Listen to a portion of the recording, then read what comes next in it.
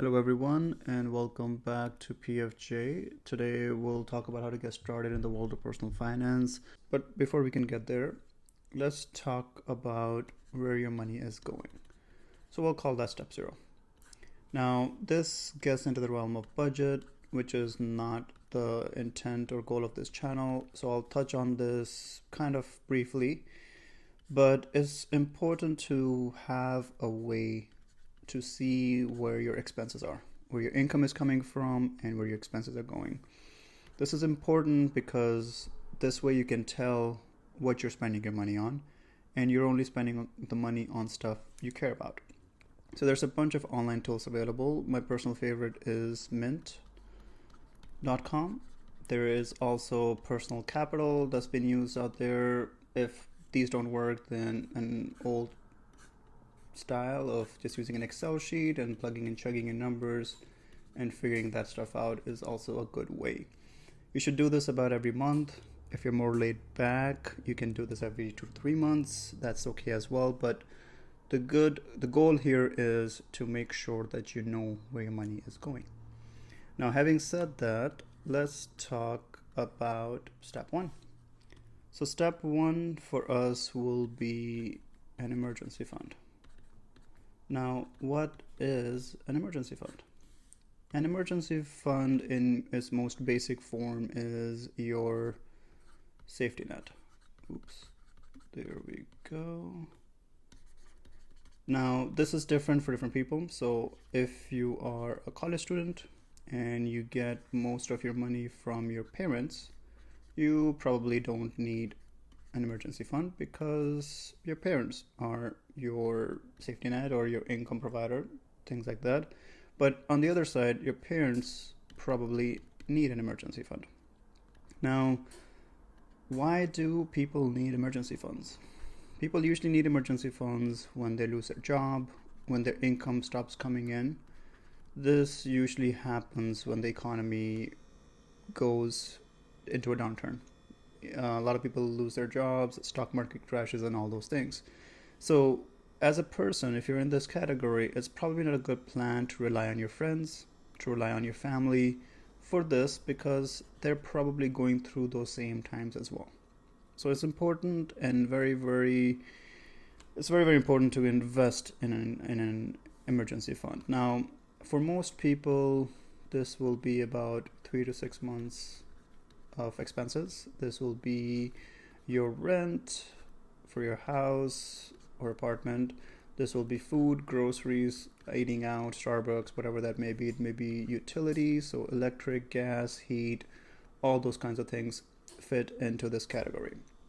Now, when we say that this is an emergency fund, that is exactly what we mean. Meaning this is only to be used for emergencies. This is not to buy a new TV. This is not to use it as a down payment for a new car. Ooh. Okay, well, that's turning into a tractor or a truck. But either way, this is not for those things. This is truly an emergency fund. Now, there is one exception to that rule, and that is gonna be credit card debt. Now, most credit card debt runs at about 15 to 18% of interest, meaning every $100 you borrow from them, you have to pay them $18 every half an hour period every year, usually. Now, when you compare this to other things, so student loans, or you consider mortgages even, they both are at about 4 to 5%.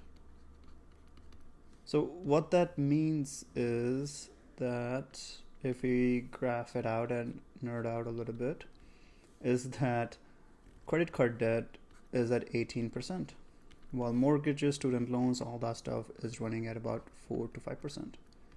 Meaning you're paying 3 times more interest to borrow the same money.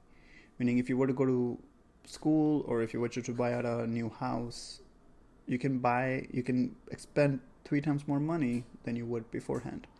So if you have any sort of credit card debt, it's important to pay that off first. Now, in this special situation, you can have only 1 month of expenses in your emergency fund. But the goal here is that this is a very short period of time in your life. This is not going to happen year after year. This is, you pay it off now so that you can not have to worry about such a high interest rate. Now, where do you put that money? So I'm going to classify the where into 3 boxes. We're going to have the money that's available now and the money that's available later. Let's talk about the later first.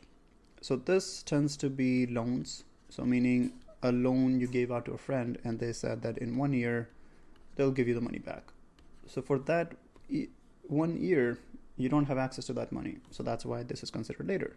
Now, this also goes by other names. This is bonds. This is CDs that you might have heard that your bank is offering. So I would avoid these for emergency fund. There might be good investment opportunities, but not for an emergency fund.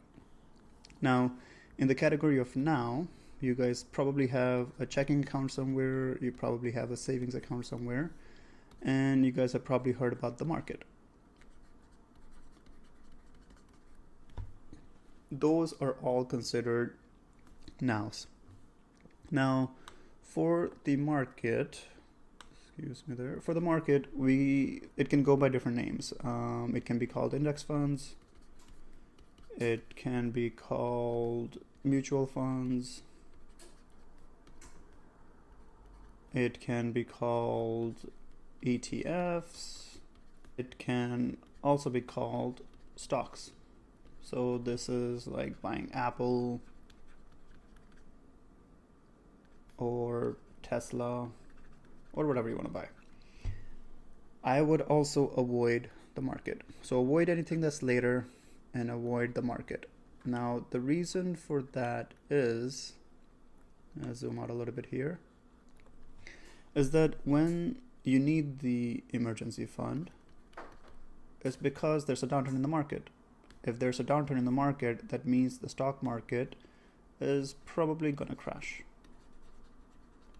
So if your emergency fund is invested in the stock market, more than likely this is going to crash and you lose the value of your emergency fund. So it's important to avoid both of these things, later as well as the market. Now, this only leaves us with checking account or savings account. So let's talk about those things. Now, what's better? As you know, you have usually pretty instantaneous access to your money in a checking account or a savings account. You can just go up to your bank, withdraw whatever you want, and you're good. The only difference between these two accounts is interest. Usually, with a checking account,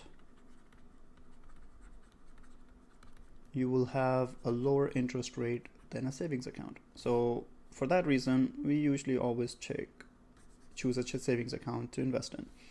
Now, there's different kinds of savings accounts out there. There is the brick and mortar. So if you were to drive out and go around the corner, you probably have a bunch of banks. These are brick and mortar accounts. They usually offer 0.1% or 0.15%, which is not a whole lot of money. There are a category of bank a category of savings accounts called high interest savings accounts. This can give you money up to 2%.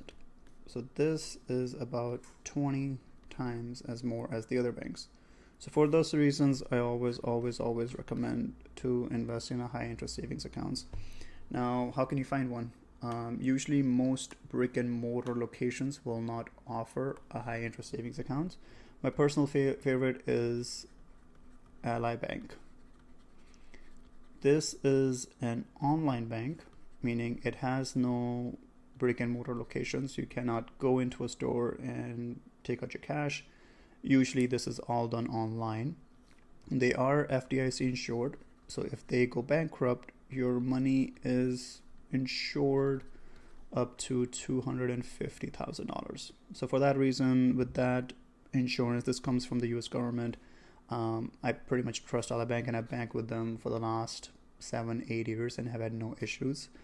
If you don't like the idea of an online bank, there is also some credit unions that will do high interest savings accounts, and these do have brick and mortar locations. So those might also be an alternative to use. Now, for people wondering how you get your money out of Ally Bank, usually they have pretty much, you can use any sort of ATM to get your money out. There's usually a fee accrued when you use outside the network, but Ally Bank will just reimburse that fee. So usually you're fine with that.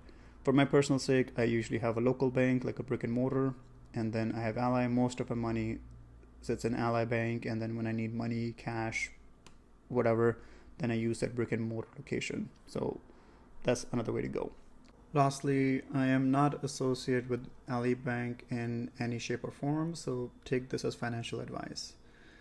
If you do take money out of your emergency fund for whatever reason, the first thing you do when you're financially solvent is to put that money back in.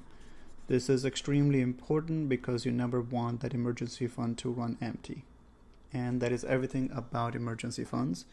Just as a quick overview, we talked about making sure you have one way to monitor where your money is going. You want to set up emergency fund for about 3 to 6 months that covers rent, food, utilities, and everything in between. If you have credit card debt, pay that off first, and you can limit yourself to 1 month of emergency funds. Do not use the fund for shopping. And ideally, you want to put this emergency funds in a savings account. You don't want to do a checking account. You do not want to do any of the market funds or any bonds, CDs, or anything like that. You want to put this money in a high interest savings account. There's Ally Bank, and there's also other credit unions that offer high interest savings accounts. That's everything for today. If you liked this video and thought that the information was helpful, please like, subscribe, and share the video. I would really appreciate it. Have a good one.